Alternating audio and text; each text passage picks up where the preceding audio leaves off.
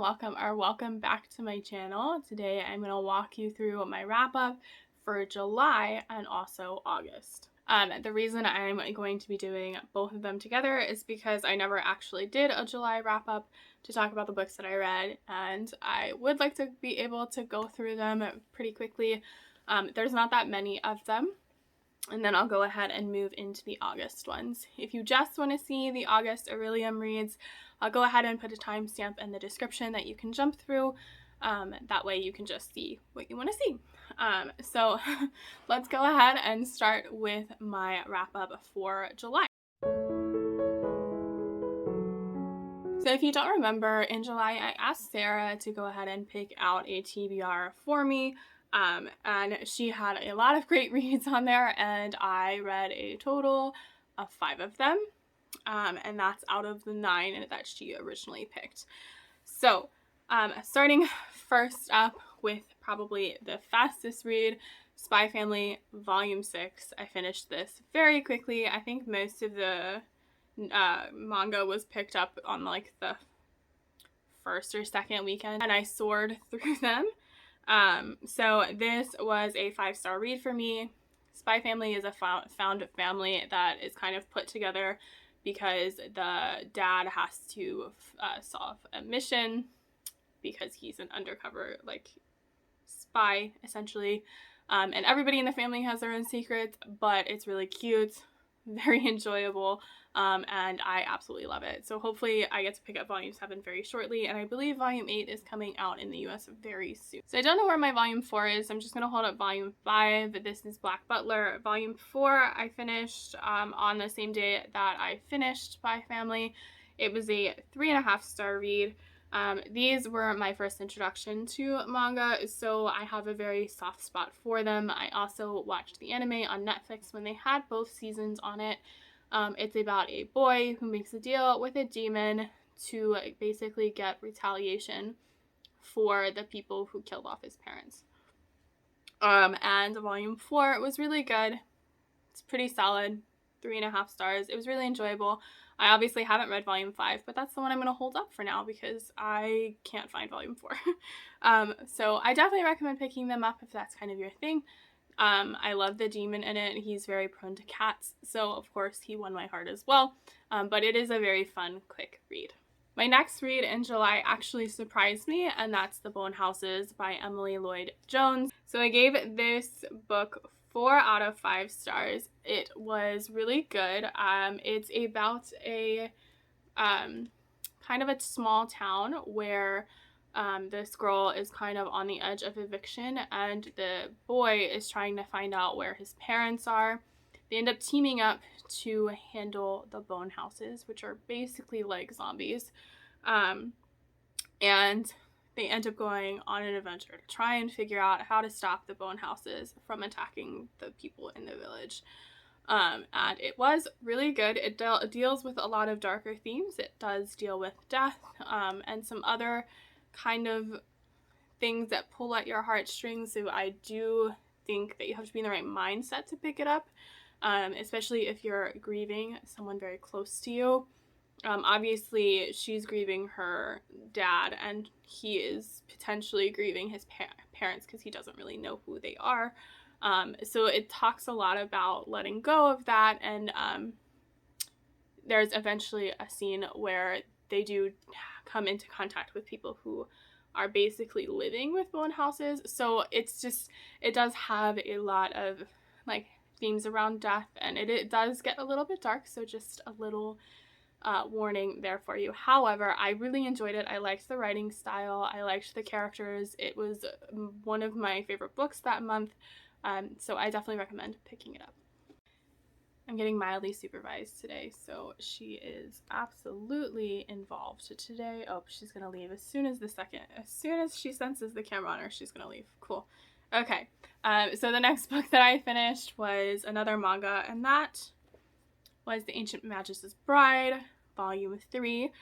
This was also a 3.5-star read for me. I have a hard time remembering how old she's supposed to be, because she does deal with things that for me, feel like she should be dealing with as a little bit older. So sometimes it's like, oh, okay. But I do like this. This does have a little bit of a found family trope in it as well, as she's starting to discover her powers and things like that. So it, excuse me.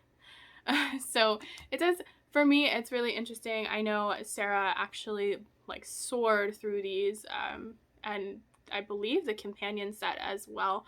So she really likes them too. So I definitely would recommend picking them up if you want something really interesting to read.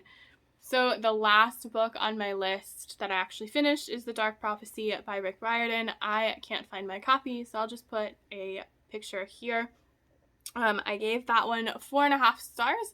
It is the Trials of Apollo series, and Apollo is my favorite to read from, at least so far. I think he's a very interesting character, and I think Riordan does a really good job of portraying Apollo.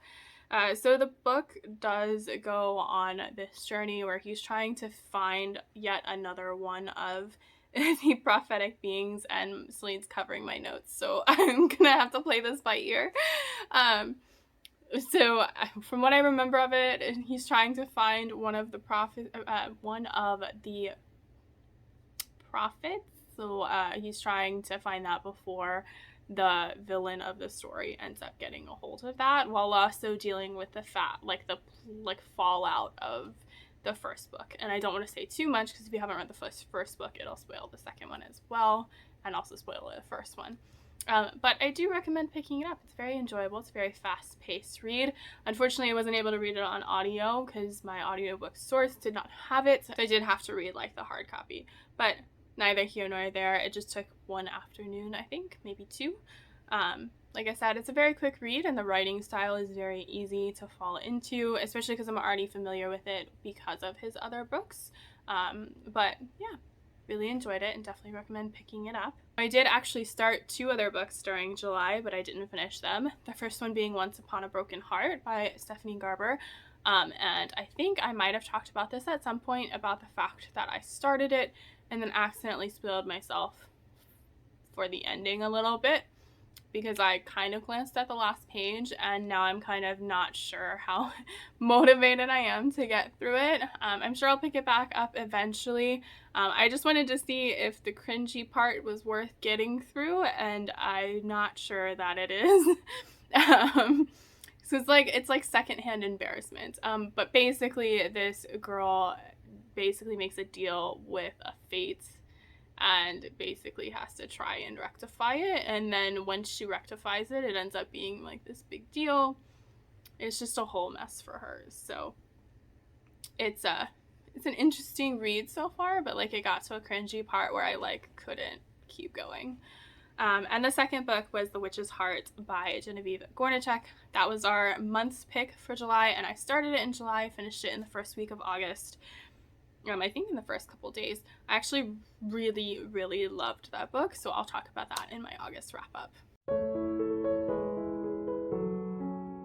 Alright, on to the August read. So August was the Orilium readathon for the fall equinox. Stop it. You're gonna hear her scratching. She's currently scratching my luggage, which still hasn't been put away yet, but my bad. So if you hear that, just ignore it.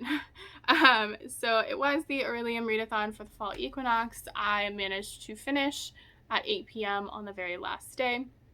And that was with the magic of subbing out books from my original TBR with shorter reads, just because that was the only way I was going to finish on time, because I basically did no reading while I was away. I did no writing either, so it was pretty fair play, but I did manage to finish 9 of the prompts.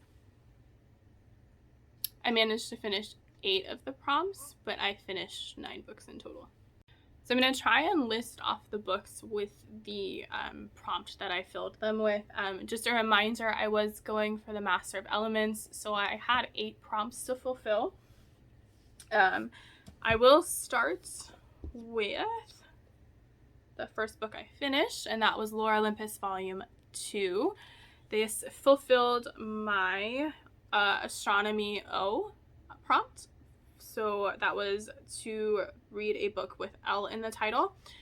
This was the first book I finished. I finished it on the first day, and I thought I was going to be golden for the rest of the session.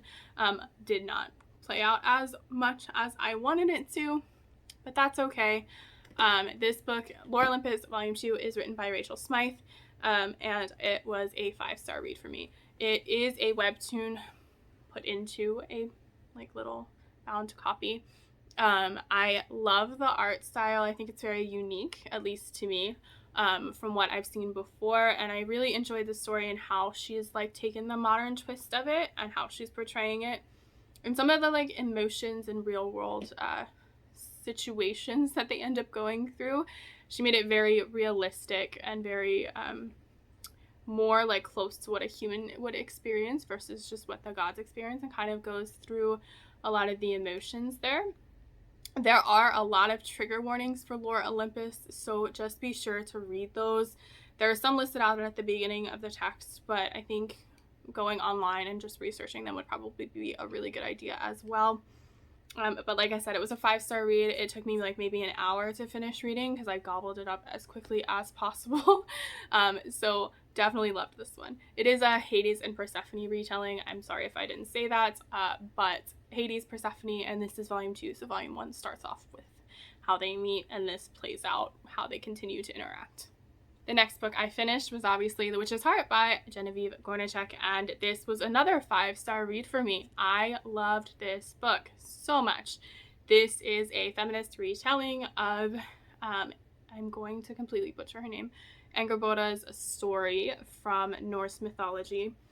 I loved this book so much. I unfortunately didn't annotate it as much as I would have liked, but I really did enjoy it. It was hands down my favorite read during the month.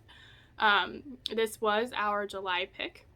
Like I said, it is a feminist retelling of the witch's story from Norse mythology, and I think it's very well done. It's very well written. You can see our thoughts on our Instagram live, but I absolutely adored this. I loved the main character. I liked seeing the gods from a less favorable perspective, because we constantly are told in a bunch of newer adaptations about how amazing they are, and this kind of shows a little bit more of their capricious side, and I think that was really well done. And I really enjoyed the story as a whole. It is very character driven, it's not very plot driven, so I think that's kind of important to remember going into it, to focus on the fact that it is mainly about the characters and the characters' development throughout the story. But yeah, I absolutely adored this book. If you've read Circe, if you've read Circe and enjoyed it, I would definitely recommend picking this one up.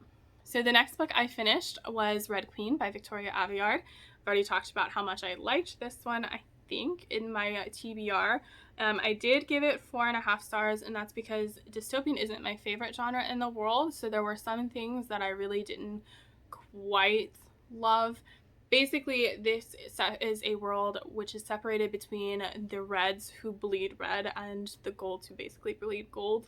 And they have a little bit of I guess you could call them kind of magical powers. The golds do. And when our main character, Mare, manifests powers that she shouldn't have as somebody who has red blood, they're trying to figure out why she's an anomaly and try to explain her away. And it basically ends up leading all the way through, as a dystopian novel does, the revolution and how that's going to play out, at least the beginning parts of it.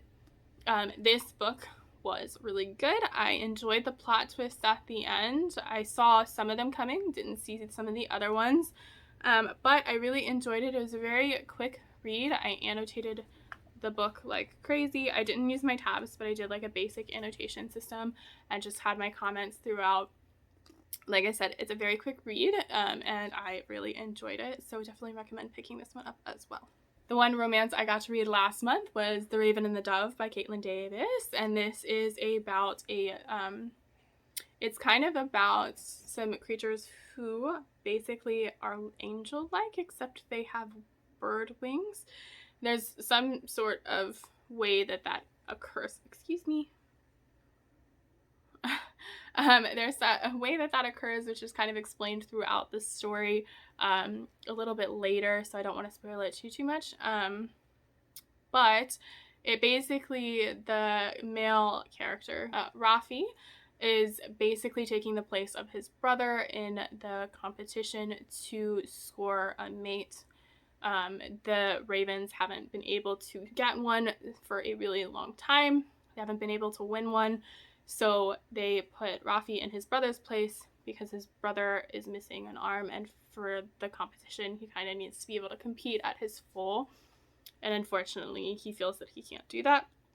So Rafi takes his place. So Rafi and Liana end up sort of kind of falling for each other. At least she falls for him. And I think he starts falling for her as well while they're undercover. So there's that like undercover lie that kind of starts off their relationship. She's looking for a way out so that she can make her own decisions on her own fate and go and explore the world because she feels like she's been too cooped up. They end up, obviously, having feelings for each other and then end up learning the truth, and she ends up being really angry and tries to make things with the brother work and all of that. But basically, the story goes into that, and then it shifts a little bit into something completely different. But I won't speak about that because that's going to be a little bit more of a spoiler. It was a 4-star read, not a 5-star read for me. I enjoyed it, but it wasn't like blow me away. And I do think I will eventually pick up book 2 in this series just to see how it goes. Like I said, it was a good read. It wasn't terrible. It just didn't blow me away. And it's mostly focused on the story itself rather than the romance, so it's not too heavily romance heavy.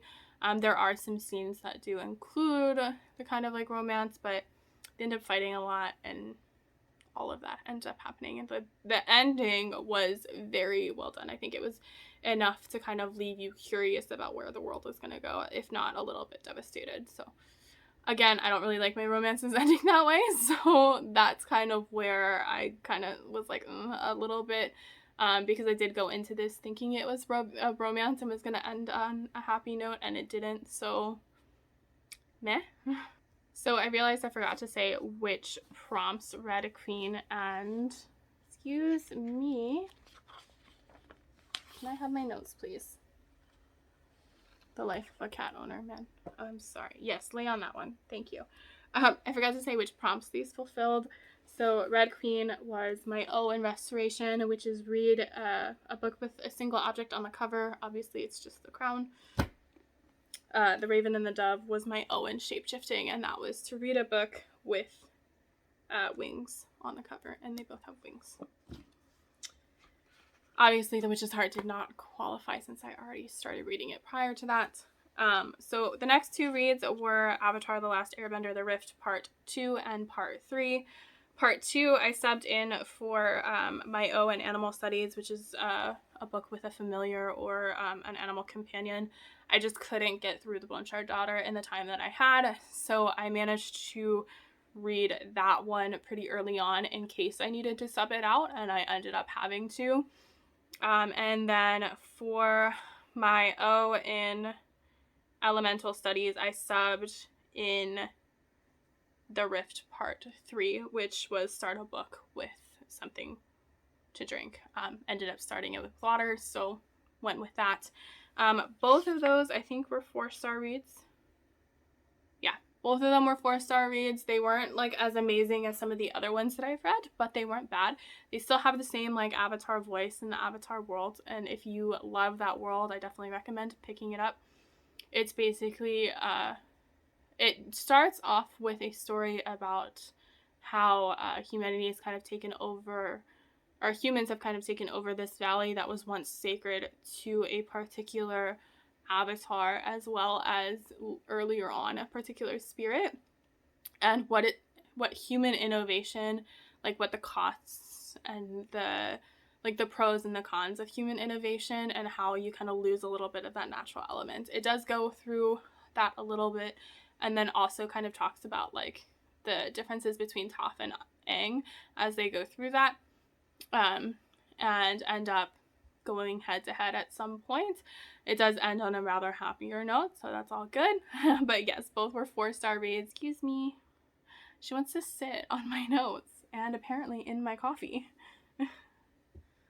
I know. The world can't all be about you. I'm sorry. As soon as I pick her up, she's gonna want to read. Oh, leave. Hi. Can you say hi? This is the moment she made a poor decision.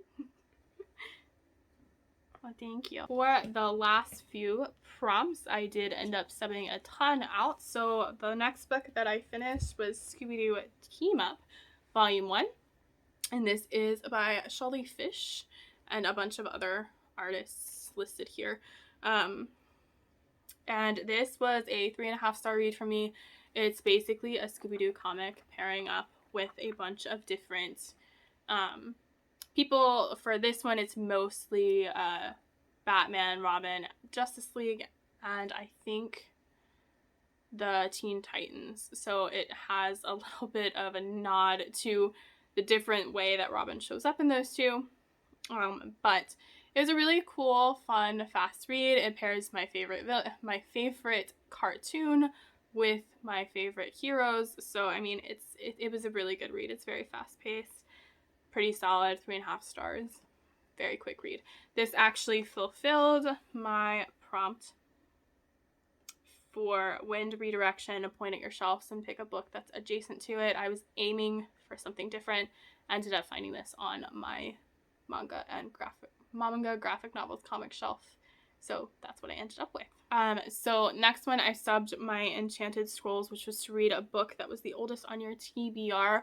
I sort of cheated a little bit in the sense that instead of focusing on the oldest books on my TBR, I focused on the oldest like graphic novels and mangas on my TBR, and that was Witch Volume 1. So this is basically these girls who end up being the guardians of a certain realm, and they end up finding out that they have powers. They have magical powers based off of the elements, and Will, who ends up being their sort of leader, ends up having to deal with what being a leader entails. They're ending up trying to keep themselves from being kidnapped, and all of that they end up trying to keep themselves being kidnapped from people in the world they're trying to keep out, or the realm they're trying to keep out, and have to kind of go through that. This was a 4-star read for me. I think that's because of the nostalgia. I really enjoyed it. It's very fast paced, and it's very, very easy to follow. The art style is really cool. It tends to be geared towards a younger audience, but it's still really good as an adult to pick it up. My last prompt was Wave Manipulation, a book with a C setting, and I subbed that for a manga that I read on my Kindle. So I'll put hopefully the cover here. And it was Pirates of the Caribbean, Dead Man's Chest by, I'm completely gonna butcher this, I think, Mikio Tachibana. Hopefully that's how you say it. And that is basically a manga version of the Pirates of the Caribbean movie, with, I think, very close to the same title, if not the same title. Very quick read. I needed something to finish that last prompt, so I texted Sarah and was like, I need ideas of manga with a C setting. Do you have any? And she just happened to finish these fairly recently. They were on Kindle Unlimited. So I was able to finish that prompt with that one. It was a 3-star read. If you've not seen the movie, Jack is basically trying to get out of a deal he made with Davy Jones, his soul for being captain of the Black Pearl for 14 years, I think. And basically he's trying to get out of that throughout the session by trying to find Davy Jones' heart so that he can control Davy Jones. Essentially is how that goes. Like I said, it's a 3-star read. The art was very interesting. It was pretty easy to follow only because I've seen the movie. All that being said, I was able to finish my exams for the Master of Elements. I did not get any of the quests. I think I started flunked during my flight, my waiting period for my flight home. Didn't end up finishing it. I believe Sarah might have, but I didn't end up finishing it. I only got 25% of the way through. And I think, so the other books that I started this month that I didn't finish would be The Bone Shard Daughter, which I started at the very beginning, and got, I think, I want to say 80 or so pages in. Haven't been able to pick it back up just because I was away. It is a rather large book, so I didn't take it with me. And then The Near Witch by Victoria Schwab, which I started the night before I left for vacation. So I obviously didn't finish it. I only got about 10 pages in. So we're going to see how well I do at Mythathon this month. If you enjoyed this video, I hope you like and subscribe to my channel, and I look forward to seeing you in my next one. Bye!